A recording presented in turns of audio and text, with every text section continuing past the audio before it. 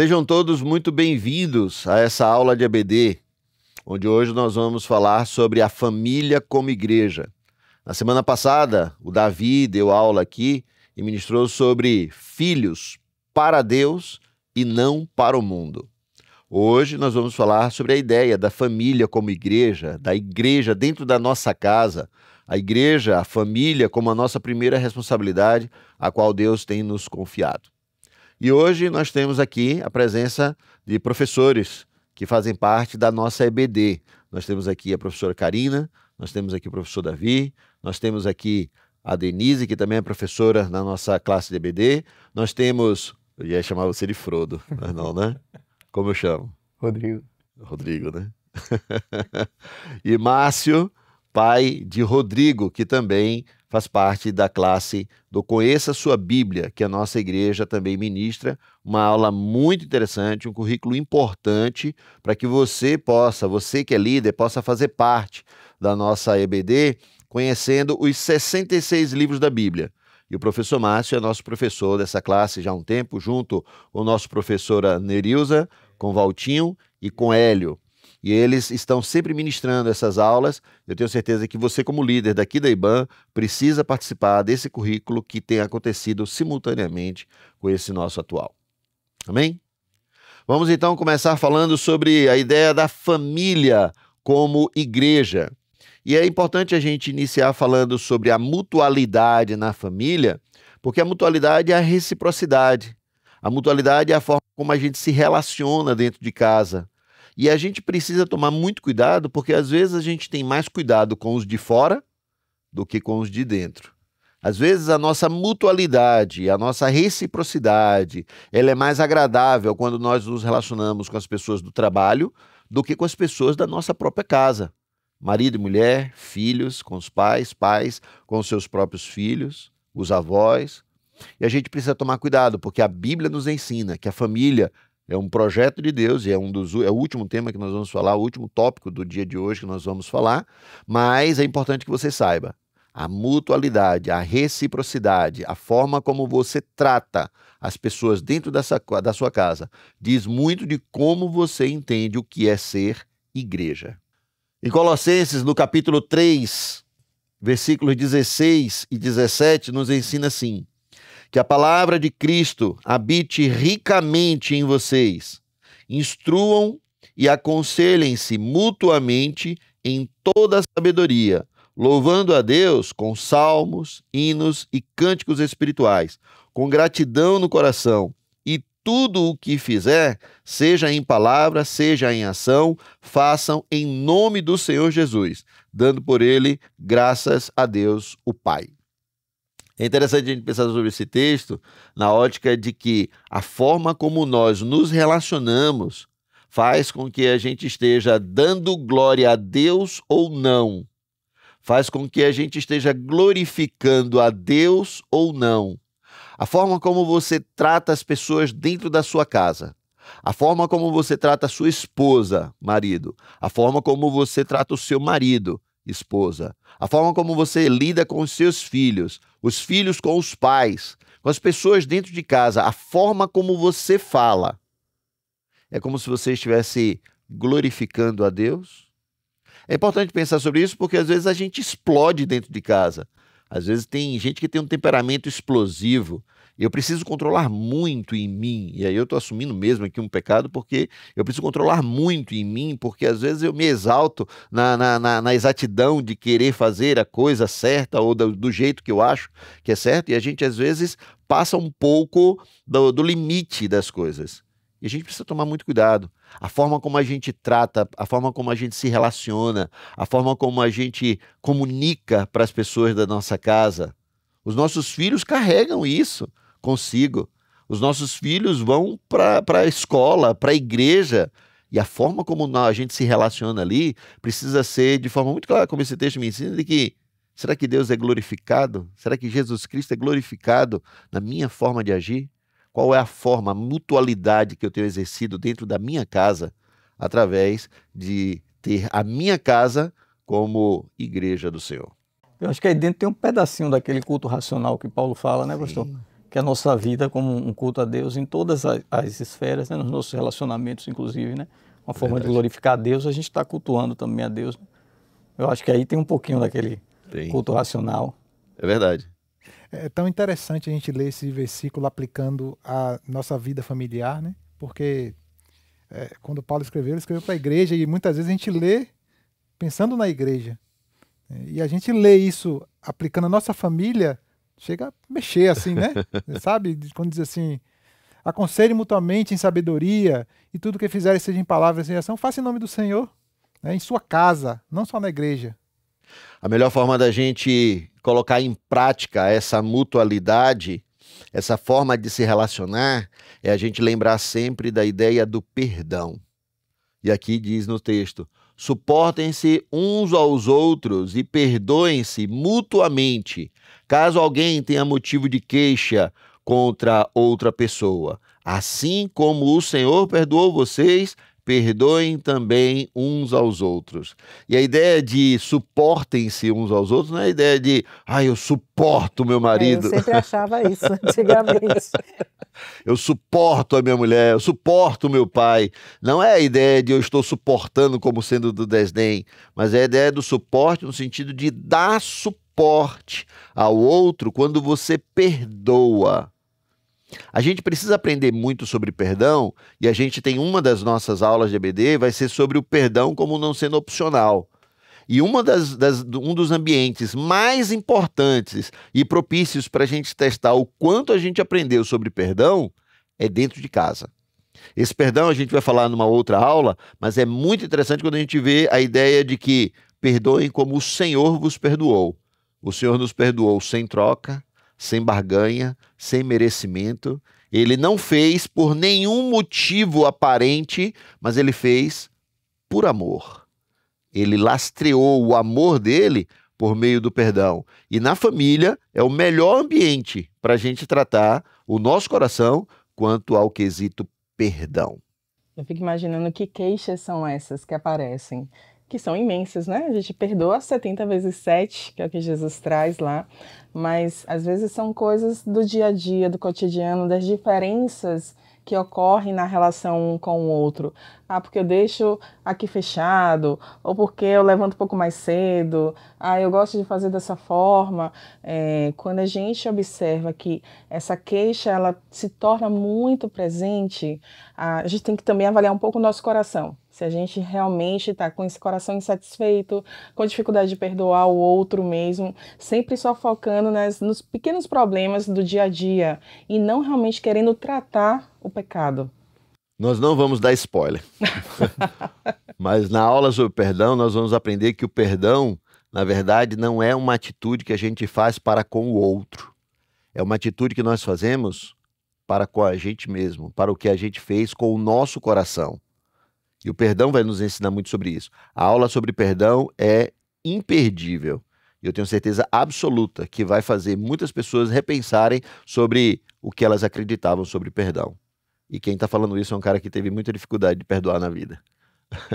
Tem outro texto que nos ensina também sobre a igreja, sobre a nossa família ser essa extensão da igreja, da forma como a gente tem o tratamento, a mutualidade interna, que é exatamente a ideia de não mentirmos, de sermos verdadeiros uns com os outros dentro de casa. E é exatamente como diz em Colossenses 3, de 9 a 10, que diz: não mintam uns aos outros, uma vez que vocês se despiram da velha natureza com suas práticas e se revestiram da nova natureza que se renova para o pleno conhecimento, segundo a imagem daquele que o criou, Deus. A mentira é algo que tem trazido muitos problemas para o ser humano. Existe uma área da psicologia que ensina sobre o mitomaníaco.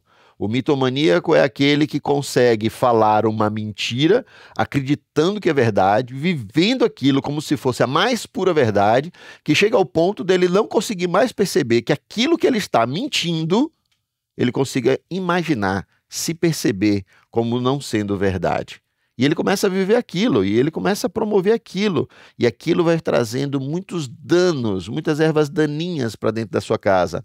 As pessoas vão desacreditando daquela pessoa, e automaticamente a relação vai sendo minada, exatamente por causa da mentira. E que não deixa também de ser a mentira um tipo de senhor, um tipo de Deus na vida da pessoa, onde a pessoa vive aquela mentira como sendo aquela verdade e a pessoa adora, porque de algum modo ela tem dentro dela uma vanglória de que eu estou enganando a pessoa nem imaginou que eu não estava falando a verdade, e isso vai se tornando um Deus e vai atrapalhando as relações familiares. Interessante que a mentira, ela acaba levando a essa quebra da confiança na relação. Quando a pessoa ela começa ali a fantasiar e acreditar na mentira, a gente já vê um processo de adoecimento. Verdade. Mas também a gente sabe que tem pessoas que elas acabam utilizando a mentira como forma de manipular o cônjuge, o filho, os pais, e vai ali utilizando dessa sagacidade mesmo para poder ali conseguir benefícios para si próprio. O que é um grande problema, porque a partir do momento que você começa a enganar o outro, tenho certeza, em outros momentos, em outros contextos, você também vai ser enganado. E você também vai vivenciar situações muito complicadas. Então, quando ele traz a verdade, e Jesus fala, né, eu sou a verdade, a nossa base de todo relacionamento é a verdade mesmo. Eu recentemente tive contato com uma pessoa que me disse assim, Davi, é melhor uma mentira que conforta do que uma verdade que machuque. Eu falei, não, você sabia que para Deus não existe diferença entre a mentira e um pecado de alguém cometer um assassinato? Então, a mentira está muito enraizada na humanidade. As pessoas mentem comumente, achando que é até algo bom, como ele falou para mim, né? Na cabeça dele era algo bom. Né? Mas imagina só, imagina se eu vou ensinar isso a um filho meu. A gente já vê que não tem algo errado assim. Se você perguntar a uma pessoa, você ensinaria isso a sua filha de 2 anos, 3 anos? Ele ia dizer não. Então, ele está defendendo algo que ele sabe que não está correto, né? Existem várias desculpas, né, que às vezes a gente dá para essa questão da mentira. Até, por exemplo, não, eu não estou mentindo, eu estou omitindo. É diferente. E a gente tenta até se enganar, né, com essas desculpas esfarrapadas que a gente dá no nosso dia a dia, né? É a mentirinha branca, é a mentirinha do bem, é a meia-verdade, tudo isso é mentira. E o pai da mentira, como nós sabemos em João 8, 44 e 45, é Satanás. A mentira, ela é devastadora. A mentira é um grande problema na humanidade. E nós não podemos ensinar isso dentro de casa para os nossos filhos. Antigamente, quando os telefones fixos eram mais comuns dentro de casa, a gente já ouviu muitas histórias de gente que o telefone tocava, o filho atendia, e aí anunciava para o pai sobre quem era que estava procurando ele, e ele mandava dizer, diga que eu não estou. Mentira. Às vezes porque queria fugir de uma responsabilidade, ou às vezes por qualquer que tenha sido o motivo, e era mentira. Hoje em dia, talvez não seja ou necessariamente diga que eu não estou, mas a gente silenciar o telefone celular. E a gente não atender uma ligação, ou a gente não responder, ou a gente dizer que a gente não estava disponível na hora, quando a gente estava. E quando um filho ou algum outro ente da nossa família percebe isso, mina. A mentira mina a qualidade da instrução que nós transmitimos dentro de casa. O sacerdote na família, o sacerdócio do pai, da mãe, a ideia do sacerdócio real santo que está sobre homens e mulheres dentro de casa, a ideia do sacrifício que nós precisamos promover dentro de casa como sendo, sim, sacerdotes, como sendo aquele que Cristo salvou. A gente precisa, então, olhar para esse texto que diz em 1 Timóteo 3, de 2 a 5, e perceber a responsabilidade que Paulo imputa ou qualifica àquele que é o bispo, como no próximo texto que a gente vai ver falando sobre o diácono, a responsabilidade sobre esses homens que está sobre eles quando eles são os líderes dentro da igreja. Mas é óbvio que quando a gente percebe nesse texto, a ideia é de que todo homem, toda mulher que quer de algum modo liderar, ele precisa olhar para essas mesmas qualidades. Essa mesma qualificação do homem, do bispo, do diácono, a gente precisa também atribuir dentro da nossa casa, e não somente para a igreja. A gente precisa transformar a nossa casa tão consagrada quanto também temos que ter os nossos púlpitos consagrados a Deus. A forma como os líderes tratam o ministério que ele é responsável, ele quer consagrar aquele ministério a Deus, ele precisa consagrar também a sua casa, a sua família, a forma como ele trata. E Paulo, quando dá exemplo exatamente da função, do papel do bispo, ele diz: é necessário, pois, que o bispo seja irrepreensível, esposo de uma só mulher, moderado, sensato, modesto, hospitaleiro, apto para ensinar, não dado ao vinho, não violento, porém cordial, inimigo dos conflitos, não avarento e que governe bem a sua própria casa, criando os filhos sob disciplina, com todo respeito. Pois se alguém não sabe governar a própria casa, como cuidará da igreja de Deus? A responsabilidade como sendo as qualidades que Paulo atribui ao bispo e também aqui ao diácono, dizendo: o diácono seja marido de uma só mulher e governe bem os seus filhos e a sua própria casa, é a responsabilidade que precisa estar nos ombros do marido, da mãe, do pai, da mãe, dos filhos, das pessoas que querem ter a sua casa tão consagrada quanto os púlpitos das igrejas e os líderes, as lideranças ministeriais também possam exercer. E quando a gente olha, por exemplo, eu como mulher, né, que eu olho assim essas características, eu penso que é uma característica que eu gostaria de qualquer homem, né, um pai de família ou um marido que tivesse todas essas características. Essa é a ideia. O ensino no lar, a nossa casa como igreja, como extensão da igreja, ou porque a igreja está tão impregnada nos nossos corações, ou porque nós estamos nos consagrando a Deus porque somos igreja, precisa promover dentro da nossa casa, dentro do nosso lar, o ensino. Lembro da fé que tinha sem fingimento, a mesma que primeiramente habitou em sua avó Lóide e em sua mãe Eunice, e estou certo de que habita também em você. Quando Paulo fala para Timóteo isso daqui, o pai de Timóteo era grego, então a gente subentende que ele talvez não fosse cristão, não fosse irmão na fé, por não estar sendo mencionado aqui nesse texto sobre a fé dele. Mas é interessante a gente perceber que a avó e a mãe transmitiram um ensinamento, um legado para Timóteo, que fez com que ele conseguisse compreender que fé é essa em Jesus Cristo, para que ele fizesse a vida dele tomar um rumo completamente diferente. O ensino, a forma como nós lidamos dentro de casa. Talvez também, e não posso dizer que não, no próximo texto vai nos ensinar isso, o ensino da própria palavra de Deus. Talvez a ideia clara da gente voltar a ter as práticas do início do nosso culto no lar, do nosso culto doméstico, da ideia de ler a palavra, de orar dentro de casa, de reunir os filhos ao redor da mesa. Eu sou um apaixonado por isso. Reunir minha família ao redor da mesa. A mesa é o lugar onde a gente lá em casa deixa o celular à parte, é o lugar onde a gente senta, é o lugar onde a gente pode olhar no olho um do outro, é o lugar onde a gente conversa, é o lugar onde a gente se perdoa, é o lugar onde a gente ora junto, onde a gente agradece a Deus pela provisão do alimento que Ele está nos concedendo. É um lugar de ensinamento à nossa casa. É algo que tem se perdido, né? Acho que os afazeres estão tomando conta do tempo das pessoas de tal forma que a gente não está conseguindo dar a devida atenção. Deveria, né? A gente não pode priorizar outras coisas. Esse tempo aí é inegociável. A gente deveria ter esse tempo, mas eu observo que é algo que a gente precisa recuperar urgente, né? De forma urgente. E uma coisa que eu acho interessante nesse texto, né, como o pastor frisou, que talvez o pai aí não fosse cristão, que isso não impediu, né, que a avó e a mãe passassem essa fé. Então, muitas vezes, existem mães que a gente sabe que é uma realidade dentro das nossas igrejas, que tem o seu lar dividido, mas que vai ser mais trabalhoso, mas que isso não vai impedir, né, de que a palavra seja incutida na mente e no coração dos seus filhos. É aquilo que a gente viu na aula da semana passada, quando a gente está falando sobre os filhos.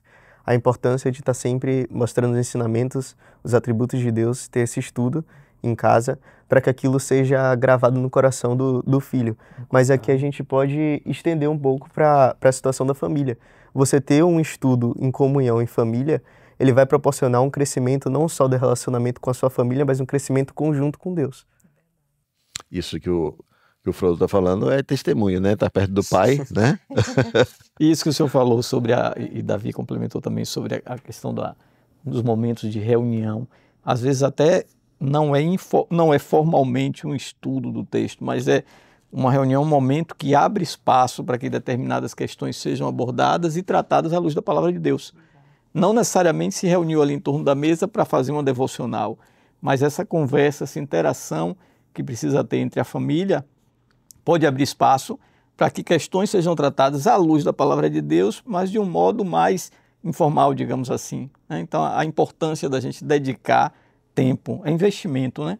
Investimento, família requer investimento, requer que a gente estabeleça prioridades. É isso mesmo. A nossa casa, eu preciso repetir isso para você, a nossa casa precisa ser tão consagrada a Deus e, em primeiro lugar, consagrada a Deus, assim como também os líderes, pastores e pessoas que estão envolvidas com o ministério, com a igreja, também desejam que as suas igrejas e seus ministérios também sejam. A sua casa precisa ser consagrada a Deus, através do ensinamento, através de não mentir, através de usar da verdade, através do perdão, através da mutualidade, através do bom relacionamento, que a gente, quando olha, a gente pode dizer: Deus está sendo glorificado dentro da minha casa. Portanto, existe então o texto, e é um texto que nós falamos, o Davi falou na semana passada aqui, que também é muito, muito salutar para esse momento, que está lá em Deuteronômio, capítulo 6, versículos 6 a 9, falando sobre a diligência desse ensino, falando sobre o formato, né, a intensidade desse ensino da palavra de Deus, quando nos ensina assim: estas palavras que hoje lhes ordeno estarão no seu coração. Você as inculcará a seus filhos e dela falará quando estiver sentado na sua casa, andando pelo caminho, ao deitar-se e ao levantar-se. Também deve amarrá-las como sinal na sua mão, e elas lhe serão por frontal entre os olhos. E você as escreverá nos umbrais de sua casa e nas suas portas. É a ideia de ter a palavra de Deus sendo ensinada, sendo vivida, quando nós estamos dentro da nossa casa, quando nós estamos no caminho, quando nós estamos em uma viagem, quando nós estamos na rua. A forma como nós ensinamos a palavra de Deus através da nossa vida pessoal, é a forma como nós lidamos com o celular, é a forma como nós lidamos com a nossa Bíblia de papel, é a forma como a gente faz os nossos filhos perceberem a palavra de Deus sendo ensinada através da nossa vida. É interessante que todo momento é uma oportunidade para você instruir o seu filho. Se você estiver dirigindo o carro e o seu filho está te vendo ali xingando ou ali simplesmente amaldiçoando a vida de uma pessoa, você está ali dando um mau exemplo para o seu filho. Mas se ele está ali vendo que você está abençoando, você está orando durante aquele trajeto, então ele compreende que pode ser em qualquer momento, andando, sentado, né, deitado, então assim, todo momento é a oportunidade para a gente poder ali trazer da palavra do Senhor, né? E ali compartilhar com a sua família o que Deus quer trazer na vida deles. É isso mesmo. O culto nas casas. Se você tem a sua casa consagrada a Deus, se você tem a sua vida consagrada a Deus, o ministério, o púlpito, a liderança a qual Deus te confiou, o seu trabalho, o ambiente onde você trabalha, se você está e é uma pessoa consagrada a Deus, então na sua casa vai existir um culto a cada dia, a cada momento, quando vocês se reúnem, quando vocês se sentam na mesa, quando vocês estão no dia a dia, das pessoas que vêm na sua casa, talvez no grupo familiar que nós temos aqui na igreja, nos pequenos grupos, nos grupos de amigos, nas redes, nos grupos pequenos que cada uma dessas pessoas se reúnem, no grupo de adultos. Esses grupos pequenos, eles vão ser consagrados a partir do momento em que cada um de nós, individualmente, também nos consagramos a Deus. Nós precisamos ser pessoas consagradas a Deus, para que as nossas casas e qualquer um outro ambiente que a gente esteja, seja um pequeno ambiente de culto. A nossa casa, a nossa família é o nosso primeiro pequeno grupo familiar. A nossa casa, a nossa família, os nossos filhos, a esposa, as pessoas que habitam dentro da nossa casa. É o primeiro grupo familiar onde nós promovemos culto na nossa casa. Lá em Colossenses 4, Paulo ensina: saúdem os irmãos de Laodiceia, bem como Ninfa e a igreja que se reúne na casa dela. E essa Ninfa aqui não é Ninfa de Heleno, esposa de Heleno aqui da nossa igreja, mas essa Ninfa que Paulo fala, ela tinha um pequeno grupo dentro da casa dela, se reunia na casa dela. A casa dela era esse ambiente de culto, exatamente como nós temos aqui nos nossos pequenos grupos. Mas antes da própria Ninfa ter o pequeno grupo das pessoas que se reuniam na casa dela, ela, seu marido e seus filhos eram o primeiro grupo familiar, onde ela, seu marido, seus filhos, consagrados a Deus, promoviam esse ambiente de culto dentro do seu lar. Eu acredito honestamente que nós precisamos tornar algumas veredas antigas, aonde nós teríamos o culto no lar. Não como talvez, como o Márcio falou, um momento oportuno e específico de exposição da palavra de Deus somente, mas que a nossa casa, a nossa família, os nossos filhos possam viver nesse ambiente de culto a Deus. A gente deveria perseguir um relacionamento com Deus tão estreito, de forma que a nossa vida, a gente deve perseguir, de forma que a nossa vida seja um culto, onde quer que a gente esteja. Né? Na nossa casa, no nosso trabalho, com os nossos familiares, com as pessoas que não são cristãs. Né? A nossa vida tem que ser um culto a Deus. É onde nós estivermos. É um desafio, não é fácil não. Não é fácil não. Mas é o que a gente precisa perseguir, né? É verdade. Se nós formos consagrados a Deus e tivermos uma família, uma casa consagrada a Deus, então a gente vai ter cuidado com as pessoas que estão dentro dessa casa. A gente vai ter cuidado com os nossos familiares. A gente vai ter cuidado com a família que Deus nos deu.